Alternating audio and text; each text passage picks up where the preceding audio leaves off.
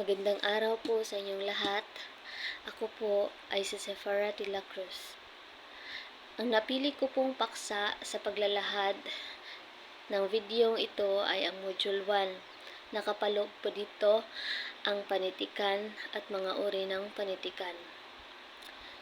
So ano nga ba ang panitikan?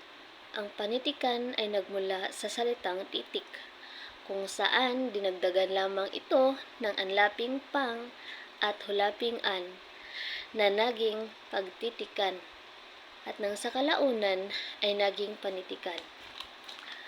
Ang panitikan po ay nahahati sa tatlo. Ang una ay ang uri, pangalawa, anyo, at ang pangatlo ay ang paraan ng pagpalaganap. May dalawang uri po ang ating panitikan. Ang piksyon, na ang ibig sabihin ay hindi makatotohanan at hindi ito nangyayari sa totoong buhay.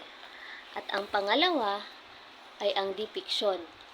Ito ay naglalahad, nagsasalaysay at nagbahagi ng pangkalahatang katotohanan. May dalawang anyo ang ating panitikan. Ang prosa na anyong patalata na binubuo ng mga pangungusap, at ang pangalawa ay ang patula na anyong tula na nakasulat ng pasaknong.